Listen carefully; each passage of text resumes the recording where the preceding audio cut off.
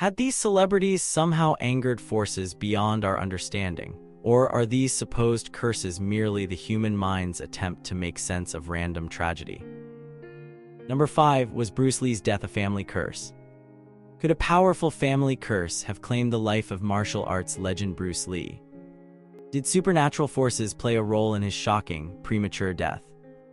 Bruce Lee was only 32 years old when he died suddenly on July 20, 1973, sending shockwaves around the world. The official cause was cerebral edema, or brain swelling, supposedly triggered by an allergic reaction to a painkiller. But many fans believe there's more to the story. Before his death, Bruce had been plagued by strange incidents. During the filming of Enter the Dragon, he collapsed on set and had to be rushed to the hospital.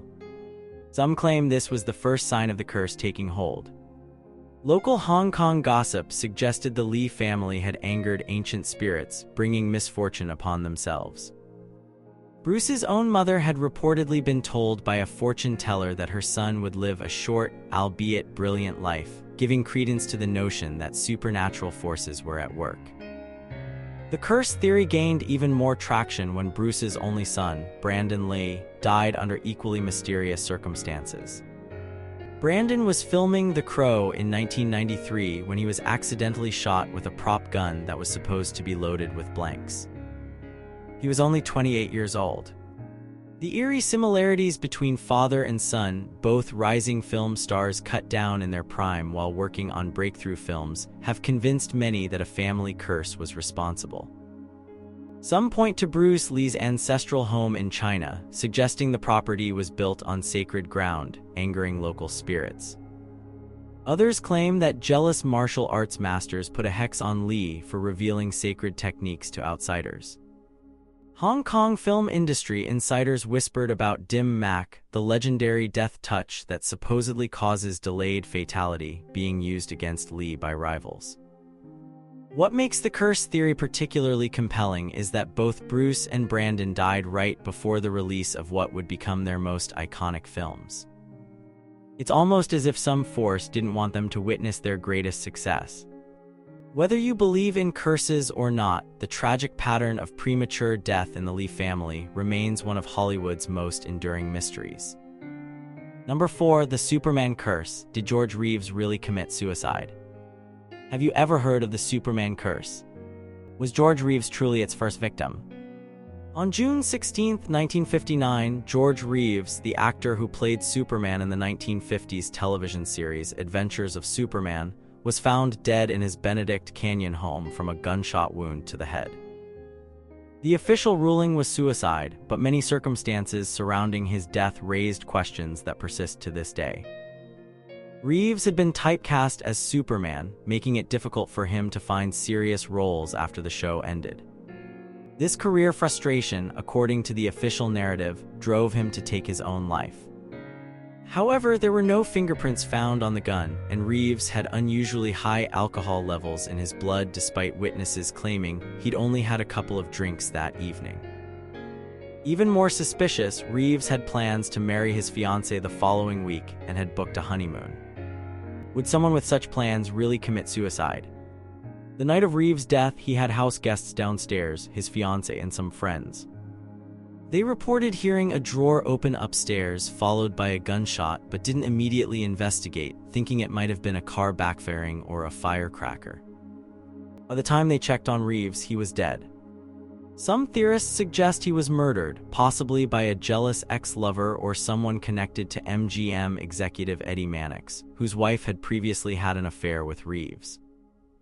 This mysterious death marked the beginning of what many now call the Superman curse, a supposed hex on actors who play the Man of Steel. After Reeves, Christopher Reeve, no relation, became the most famous victim when he was paralyzed in a horse riding accident in 1995 and died 9 years later from complications. Other supposed victims include Kirk Allen, the first actor to play Superman on screen, who later struggled with Alzheimer's disease, and Lee Quigley, who played Baby Superman in the 1978 film and died at age 14 from solvent abuse.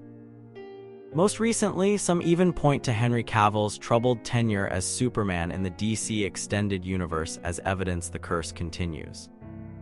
While many dismiss the Superman curse as mere coincidence, the strange circumstances around Reeves' death continue to fuel speculation.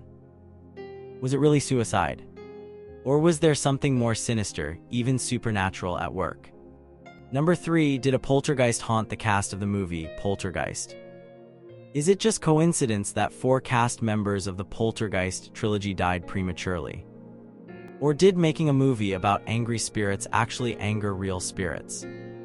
The Poltergeist curse is one of Hollywood's most infamous legends, spanning all 3 films in the horror franchise released between 1982 and 1988. The most shocking death was that of Heather O'Rourke, the angelic blonde child who uttered the famous line, "They're here." She died in February 1988 at just 12 years old from septic shock caused by a misdiagnosed intestinal blockage. Her passing came shortly before the release of Poltergeist III, the final film in the trilogy. The timing seemed almost too tragic to be mere chance. Dominique Dunne, who played the older sister Dana in the original film, met an equally tragic fate. In November 1982, just months after the first movie's release, she was strangled by her ex-boyfriend in her West Hollywood driveway and died days later at age 22. The film's release had barely concluded before this shocking death occurred. Julian Beck, who played the terrifying preacher Cain in Poltergeist II, died of stomach cancer in September 1985 before the film even released. Will Sampson, who played a good spirit in the same sequel and actually performed a real exorcism on the set, he was a real-life Native American shaman, died less than a year after the film's release from complications of a heart-lung transplant. Many attribute the curse to the fact that real human skeletons were used as props in the first film's swimming pool scene. Director Steven Spielberg and producer Frank Marshall have confirmed this macabre detail, noting that real skeletons were cheaper than fake ones at the time. Some believe this disrespect for the dead triggered supernatural vengeance. Crew members reported numerous strange occurrences on set: lights exploding unexpectedly, objects moving on their own, and equipment malfunctioning without explanation. Jo Beth Williams, who played the mother, claimed that pictures in her home would be found crooked every day after filming scenes for the movie. She later learned her house may have been built on an old cemetery, eerily mirroring the plot of the film itself. Even skeptics must admit the number of tragedies surrounding this franchise seems unusually high, leaving us to wonder, did making a film about disturbing the dead actually disturb something otherworldly? Number 2, the dark side of Tupac Shakur's premonitions. Did Tupac Shakur predict his own death? How did he know his life would end early? Tupac Amaru Shakur, one of the most influential rappers of all time, was gunned down in Las Vegas on September 7, 1996, and died 6 days later at the age of 25. What makes his death particularly chilling is how clearly he seemed to foresee it, leaving behind an extensive trail of predictions and premonitions about his early demise. Throughout his career, Tupac frequently referenced his own death in lyrics, interviews, and even his album titles. His final album released during his lifetime was titled All Eyes on Me, while his posthumous album was ominously titled The Don Killuminati, the 7-Day Theory, released under the alter ego Machiavelli, named after Niccolò Machiavelli, who allegedly faked his own death. This album, recorded in just 7 days and completed 3 months before his murder, contains numerous references to death and the afterlife. In the music video for I Ain't Mad at Cha, filmed just weeks before his death, Tupac portrayed his own character being shot and ascending to heaven. The song's lyrics deal with forgiveness and moving on themes that became eerily prophetic. In another track, Life Goes On, he explicitly rapped about his own funeral, describing friends drinking and smoking at his memorial service. This exact scene played out at his actual memorial, with his friends pouring out liquor in his memory. Beyond his music, Tupac spoke openly about his belief that he wouldn't live long. In a 1994 interview, he stated, "I don't have no fear of death, my only fear is coming back reincarnated." He often said he felt marked for death and expected to die young. Some attribute these premonitions to his immersion in the dangerous world of gang rivalries and the East Coast-West Coast hip-hop feud, but others see something more supernatural at work. Adding to the mystique, Tupac sometimes used the name Machiavelli, an anagram of M alive K, fueling conspiracy theories that he faked his death. Some point to the fact that he was cremated the day after his death with no formal funeral as evidence something wasn't right. Others note that in his final music video, the date shown on his death certificate is September 13, 1996, the actual date he died, filmed months before it happened. Was this all coincidence, or did Tupac have some sixth sense about his fate? The question continues to haunt his legacy. Number 1. The Curse of James Dean's Little Bastard. Can a car be cursed? Is it possible that a vehicle could bring death and destruction to anyone who comes into contact with it?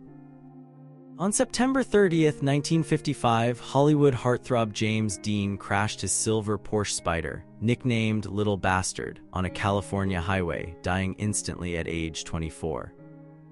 This tragic event marked the beginning of what many consider one of Hollywood's most sinister curses. Before Dean's fatal crash, fellow actor Alec Guinness, who later played Obi-Wan Kenobi in Star Wars, reportedly warned Dean about the car.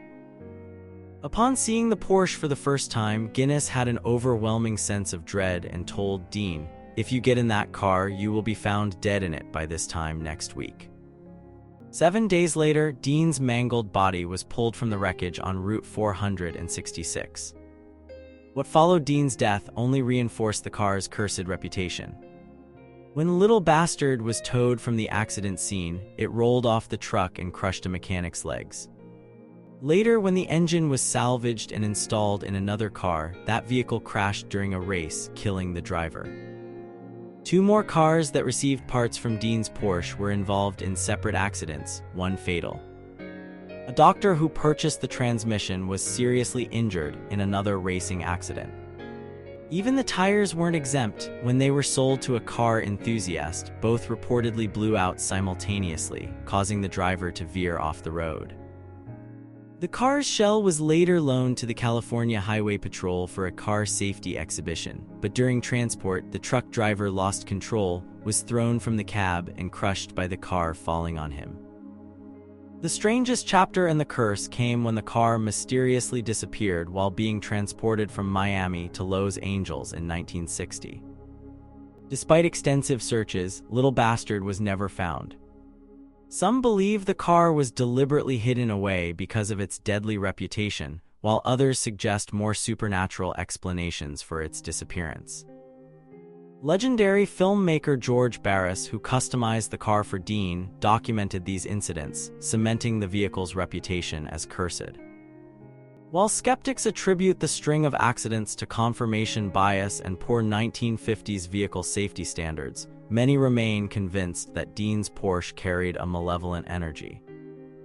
Was it simply a dangerous sports car of its era, or did something more sinister attach itself to that silver Spyder? Could Dean's rebellious spirit somehow have imbued the vehicle with destructive energy that continued long after his death?